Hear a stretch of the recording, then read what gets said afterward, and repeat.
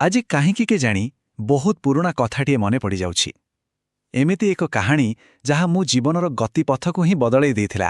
ଆଉ ସେ କାହାଣୀ ଆଜି ବି, ଏତେ ବର୍ଷ ପରେ ବି ମୋ ହୃଦୟର କେଉଁ ଏକ କୋଣରେ ସାଇତା ହୋଇ ରହିଛି। ସତରେ କେହି ଜଣେ ଠିକ୍ କହିଥିଲେ, ଆଉ ଏହି ଗୋଟିଏ ଧାଡ଼ି ଭିତରେ ହିଁ ଲୁଚି ରହିଥିଲା ଆମ କାହାଣୀର ସମ୍ପୂର୍ଣ୍ଣ ସତ୍ୟ। ଏକ ମିଠା ସତ, କିନ୍ତୁ ସବୁବେଳେ ପାଇଁ ଅଧୁରା। ଆମ କାହାଣୀର ଆରମ୍ଭ, ହଁ, ଆମ ଗାଁର ସେଇ ନଈ ପଠାରୁ। ମୁଁ ମାନେ ଅଜୟ ଆଉ ମୋର ସବୁଠୁ ପ୍ରିୟ ସାଙ୍ଗ ମୀରା, ଆମ ପିଲାଦିନର ପ୍ରତିଟି ସକାଳ ଆଉ ସଞ୍ଜ ସେଇଠି ହିଁ କଟିଥିଲା। ଜାଣିଛନ୍ତି, ସେଇ ଓଦା ମାଟିର ବାସ୍ନା ଆଉ ନଈର ସେ କୁଳୁକୁଳୁ ଶବ୍ଦ ଆଜି ବି ମୋ କାନରେ ବାଜିଯାଏ। ଆମ ବନ୍ଧୁତା ବହୁତ ନିବିଡ଼ ଥିଲା। ଆଖି ବନ୍ଦ କଲେ ଆଜି ବି ମୋତେ ସେ ଦୃଶ୍ୟ ଦିଶିଯାଏ। ସେ ବରଗଛ ମୂଳେ ଆମେ ଦୋଳି ଖେଳୁଥିଲୁ, ଆଉ ଗାଁ ଦାଣ୍ଡର ଗେଣ୍ଡୁଫୁଳ ବାଡ଼ି ଭିତରେ ଲୁଚୁକାଳି। ଆମ ଖିଲିଖିଲି ହସରେ ସାରା ପରିବେଶଟା ଯେମିତି ଜୀବନ୍ତ ହୋଇ ଉଠୁଥିଲା। ଲାଗୁଥିଲା ସତେ ଯେମିତି ଆମେ ଦୁହେଁ ଦୁଲିଙ୍କ ପାଇଁ ହିଁ ତିଆରି। ହଁ, ସମୟ କାହାକୁ ବା ଅପେକ୍ଷା କରେ? କେତେବେଳେ ଯେ ପିଲାଦିନ ସରିଗଲା ଆମେ ଜାଣି ବି ପାରିଲୁନି। ଆଉ ଆମର ସେହି ନିରୀହ ବନ୍ଧୁତା ଧୀରେ ଧୀରେ, ଚୁପଚାପ କେତେବେଳେ ଯେ ପ୍ରେମର ରୂପ ନେଇଗଲା, ତାହା ଆମେ ନିଜେ ବି ବୁଝିପାରିନଥିଲୁ। ସେହି ଚୋରା ଚାହାଣୀ, କଥା କଥାରେ ସେ ଲାଜେଇ ଯିବା, ଆଉ ସେଇ ଛୋଟ ଛୋଟ କଥାରେ ଖୁସି ହେବା, ସବୁଥିରେ କେତେ ଯେ ଅକୁହା କଥା ଥିଲା। କିନ୍ତୁ ଆମ ଭିତରୁ କେହି ଜଣେ ବି ସାହସ କରି ମନର କଥା ପାଟି ଖୋଲି କହିପାରିଲୁନି। ଆମର ସେ ଭଲପାଇବା ଆମ ଦୁହିଁଙ୍କ ଭିତରେ ଏକ ମିଠା ରହସ୍ୟ ହୋଇ ରହିଗଲା। କିନ୍ତୁ ଜାଣିଛନ୍ତି, ସବୁଦିନ ତ ସମାନ ଯାଏ ନା। ଆମର ସେଇ ଶାନ୍ତ ଜୀବନରେ ହଠାତ୍ ଏକ ଝଡ଼ ମାଡ଼ି ଆସିଲା।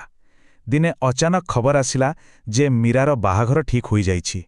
ବାସ୍, ସେହି ଗୋଟିଏ ଖବର ଆମ ଦୁହିଁଙ୍କର ସବୁ ସ୍ୱପ୍ନକୁ ଯେମିତି ଭାଙ୍ଗି ଚୁରମାର କରିଦେଲା। ଆମେ କ'ଣ ବା କରିପାରନ୍ତୁ? ପରିବାରର ନିଷ୍ପତ୍ତି ଆଗରେ ଆମେ ଦୁହେଁ ନିରୁପାୟ ଥିଲୁ। ମନେ ହେଉଥିଲା ସମୟ ଯେମିତି ଆମ ହାତରୁ ବାଲି ପରି ଖସି ଖସି ଚାଲିଯାଉଛି, ଆଉ ଆମେ କେବଳ ଚାହିଁ ରହିବା ଛଡ଼ା ଆଉ କିଛି କରିପାରୁନଥିଲୁ। ବିଶ୍ୱାସ କରନ୍ତୁ, ସେଦିନ ମୋତେ ଲାଗିଲା ସତେ ଯେମିତି ମୋ ପାଦ ତଳୁ ମାଟି ଖସିଗଲା। ମୋର ପୂରା ଦୁନିଆଟା, ଯେଉଁ ଦୁନିଆଟା ମୁଁ ମୀରାକୁ ନେଇ ସଜେଇଥିଲି, ତାହା ମୁହୂର୍ତ୍ତକରେ ମୋ ଆଖି ସାମ୍ନାରେ ଭାଙ୍ଗିଗଲା। ମୁଁ ଆଜି ବି ଏକା ବସି ଭାବେ, ଯଦି ସେଦିନ ମୁଁ ଟିକେ ସାହସ କରିଥାନ୍ତି, ଯଦି ମନର କଥା ଠିକ୍ ସମୟରେ କହିଦେଇଥାନ୍ତି, ତାହେଲେ କ'ଣ ଆମ କାହାଣୀଟା ଆଜି କିଛି ଅଲଗା ହୋଇଥାନ୍ତା? କିଏ ଜାଣେ। ସେଦିନର ସଞ୍ଜଟା ବଡ଼ ଶାନ୍ତ ଥିଲା। ଅସ୍ତ ହେଉଥିବା ସୂର୍ଯ୍ୟର ସେହି ନାଲି ଆଭାକୁ ସାକ୍ଷୀ ରଖି ଆମେ ଶେଷ ଥର ପାଇଁ ଦେଖା ହେଲୁ। ସେହି ସାକ୍ଷାତରେ କୌଣସି ଆଶା ନଥିଲା, ଥିଲା କେବଳ ବିଦାୟ ନେବାର ଏକ ଗଭୀର ଯନ୍ତ୍ରଣା। ଆଉ ଶେଷରେ ମୁଁ ସେ ନୀରବତାକୁ ଭାଙ୍ଗିଲି। ବର୍ଷ ବର୍ଷ ଧରି ଛାତି ଭିତରେ ଯେଉଁ କଥାକୁ ଚାପି ରଖିଥିଲି, ତାକୁ କହିଦେଲି। ମୋ ସ୍ୱରରେ ଭଲ ପାଇବା ଥିଲା, ଆଉ ତାଠୁ ଅଧିକ ଥିଲା ସବୁକିଛି ହରାଇବାର ଭୟ। ମୀରାର ଛଡ଼ ଛଡ଼ ଆଖି ହିଁ ତାର ଉତ୍ତର ଦେଇସାରିଥିଲା। ତାପରେ ତା ପାଟିରୁ ବି ସେହି କଥା ବାହାରିଲା, କିନ୍ତୁ ତା ସହିତ ଥିଲା ଏକ କଠୋର ବାସ୍ତବତା ଯେ ଏବେ ବହୁତ ଡେରି ହୋଇଯାଇଛି। ଆଉ ଏମିତି ଏକ ସତ୍ୟକୁ ବଦଳାଇବା ଆମ କାହାରି ହାତରେ ନଥିଲା। ବସ୍, ସେହି ଦିନଠୁ ଆମେ ଦୁହେଁ ସେହି ଅକୁହା କଥା ଆଉ ହଜିଯାଇଥିବା ମୁହୂର୍ତ୍ତର ଭାରକୁ ନିଜ ନିଜ କାନ୍ଧରେ ବୋହି ଆଗକୁ ବଢ଼ିଲୁ। ଆଉ ଆମ କାହାଣୀର ପରବର୍ତ୍ତୀ ଅଧ୍ୟାୟ ଆରମ୍ଭ ହେଲା ମୀରାର ବାହାଘର ଦିନଠାରୁ। ତାପରେ ବିତିଗଲା ବର୍ଷ ପରେ ବର୍ଷ। ଲୋକେ କୁହନ୍ତି ସମୟ ସବୁ ଘାକୁ ଶୁଖାଇ ଦିଏ, କିନ୍ତୁ ମୋ ମନ ଭିତରୁ ମୀରାର ସ୍ମୃତି କେବେ ବି ଲିଭିଲାନି।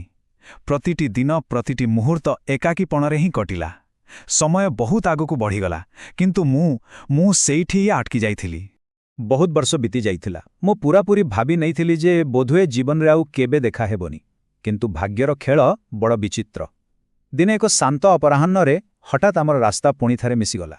ଆମେ କେବଳ ପରସ୍ପରକୁ ଚାହିଁ ରହିଥିଲୁ।